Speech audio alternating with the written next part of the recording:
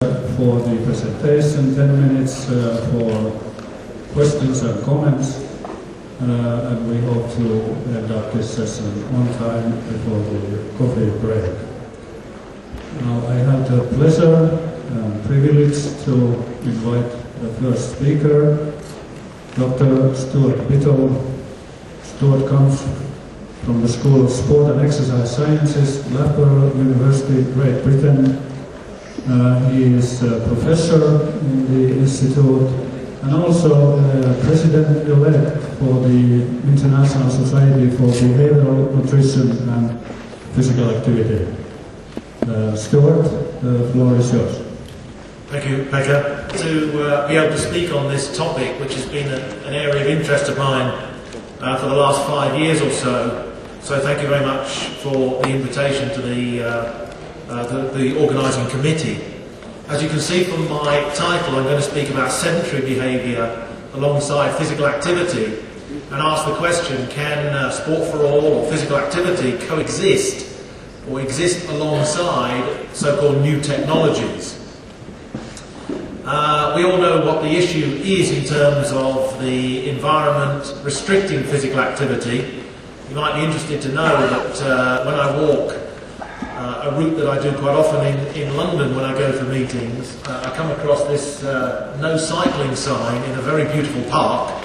My question is, why? Why no cycling? And this one here in a housing area, you're not allowed to play any games, so children, please do not be physically active, is an equivalent sign.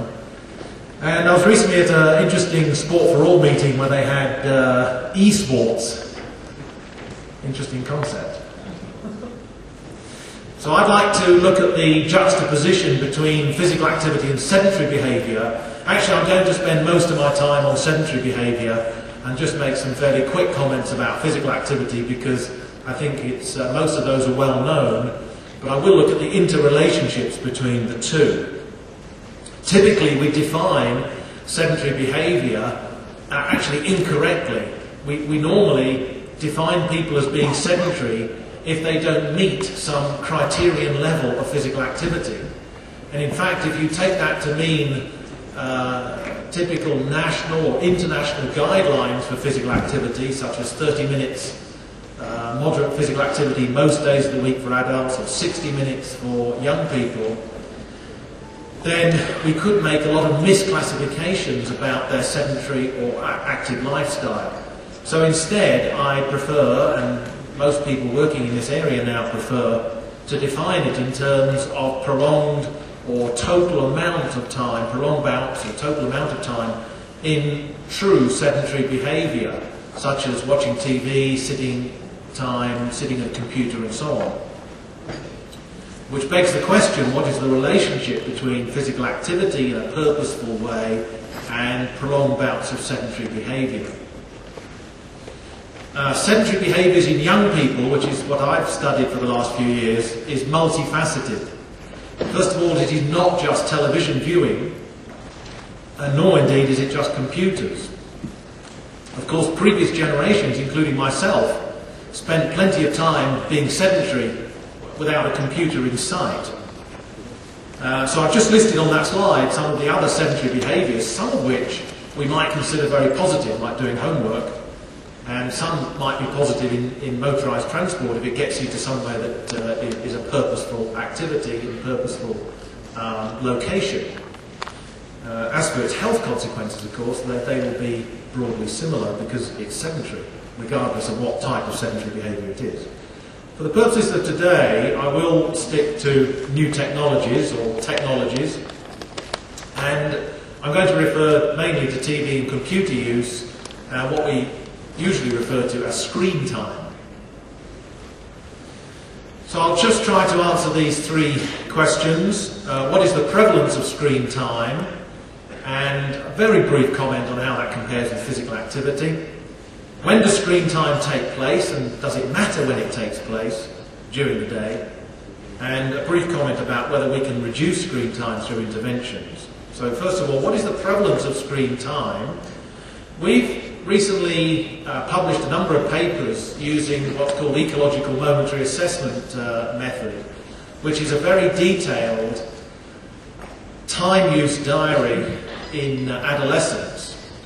So whilst accelerometry will give you very important data on how active or how sedentary people are at any moment in time across the day and across the week, it won't actually tell you what they're doing. So as behavioural scientists, we were interested in what young people were doing, as well as when they were doing it and where they were doing it. And so they documented this every 15 minutes through this time use diary, both at weekends and during the week.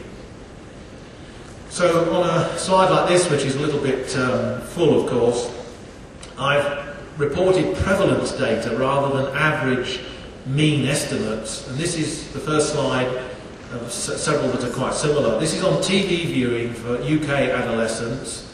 And this is nearly 1,500 adolescents using this very detailed time use diary. We called our project Project STILL. I hope you like that, STILL. It stands for Sedentary Teenagers and Inactive Lifestyles. It took us, at least 3 days to come up with the acronym in very important meetings.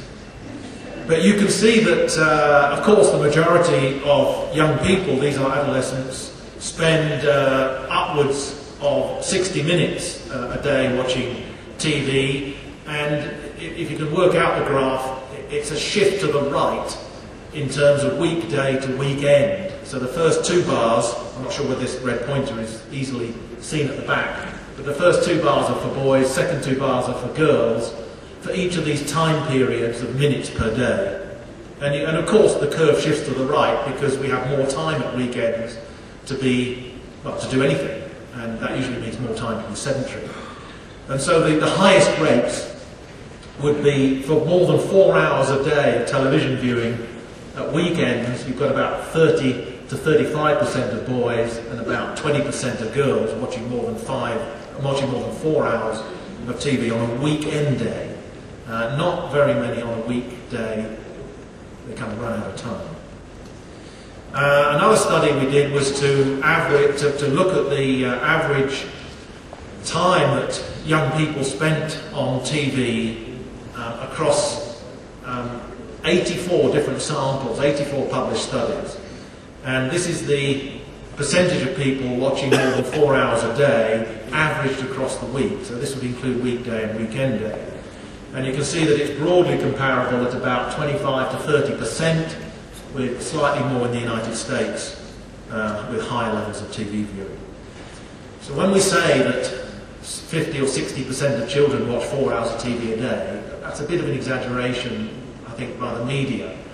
That there is about 20 to 30% of children who watch 4 hours a day on average, and that is considered excessive by whatever standard you use.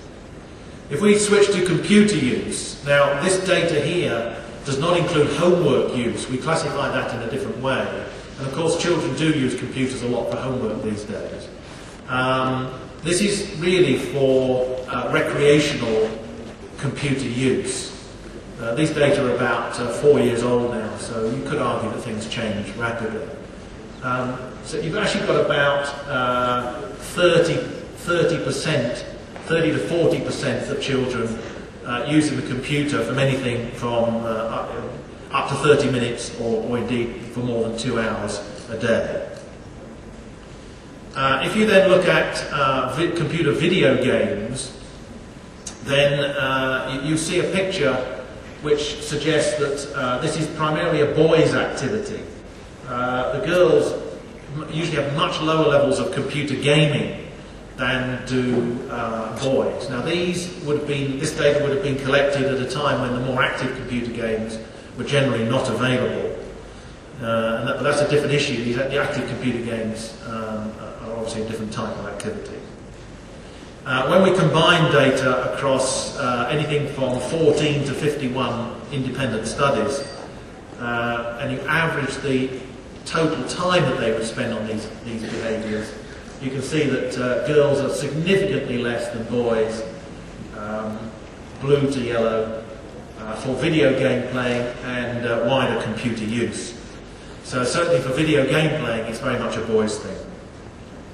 If you then briefly compare this with physical activity, this is probably, I think these are slightly optimistic estimates, but this is what we have from the Health Survey for England. The proportion of children meeting the national recommendation averages out at about 40 to 50%, depending on the age and gender, with a slight increase over a 5-year period for girls, and not really much change for boys. These are probably overestimates through a rather generous definition and measurement protocol. The point is that you will find significantly greater amounts of time in sedentary behaviour, of course, than you will in physically active behaviours. And you can see that just through this one